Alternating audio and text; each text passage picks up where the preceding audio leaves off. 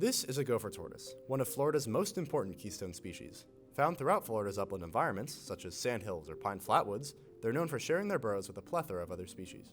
There's a multitude of reasons as to why a wildlife professional would need to capture these tortoises. Hence, trapping is a common practice in gopher tortoise research, with a variety of methods used. However, many have the potential to cause the animal undue stress or harm. When a wildlife professional traps an animal, the well-being of that animal is entirely the responsibility of the researcher. Hence, a safer trapping method is crucial for the continuation of gopher tortoise research.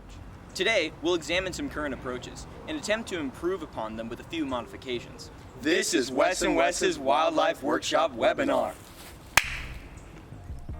Method number 1, pitfall traps. A pitfall trap is beautiful in its simplicity. It only requires a few materials: a shovel, a 5-gallon bucket, and some leaf litter. Dig a hole on the apron of a gopher tortoise burrow and simply place the bucket inside. Cover it with leaf litter so the tortoise doesn't recognize the hole. Then, wait until something falls in. These traps are as cheap and efficient as they come. Unfortunately, this method doesn't leave the tortoise with much room to move around, and they become quite stressed when they realize they can't escape.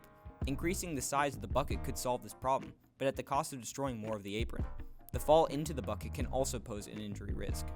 As soon as a tortoise enters this trap, it's helpless until you retrieve it.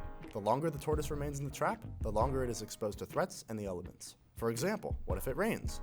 If enough water collects in the bucket, the tortoise will drown. I think we should try something else. Method number 2, box traps. Box traps are a prevalent method in wildlife research and are used to capture a wide variety of species, including gopher tortoises. They're wire cages with a trap door located on one or both ends of the trap. When a tortoise enters the trap, they trigger a mechanism that shuts the door behind them and prevents escape. Ethically speaking, this is a large improvement from the pitfall method. Still, this trap has its limitations, specifically concerning its size.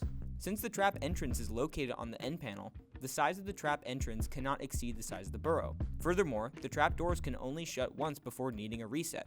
If something else exits the burrow, or the mechanism is tripped without anything inside, it's useless unless a technician returns. Also, gopher tortoises aren't content with being trapped in small spaces, and will frequently attempt to dig out. Unfortunately, they often hurt themselves on the wire mesh of the trap trying to pry their way out. This brings us to our preferred method, the flap trap. The flap trap is a similar, more novel version of a box trap.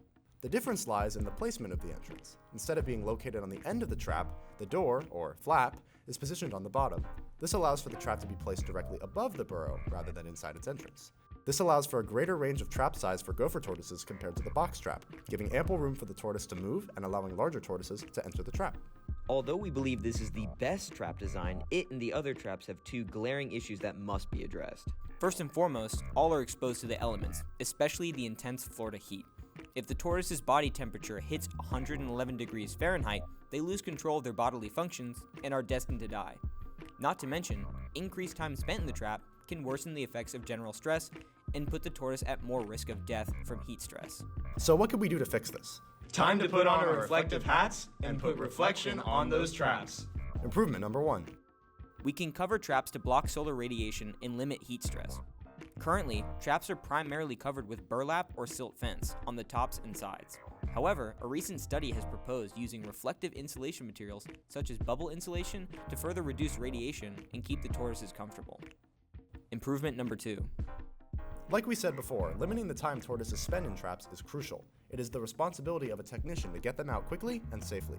We can make their jobs easier by integrating sensors into the traps that trigger upon tortoise entry.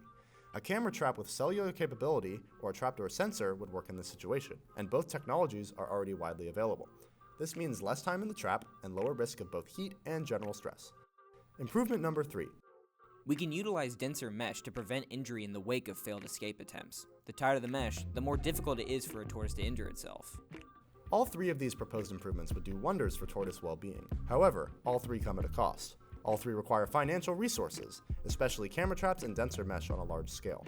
Considering that wildlifers are already strapped for cash, this could be less appealing depending on the situation, but in our eyes, it's well worth it.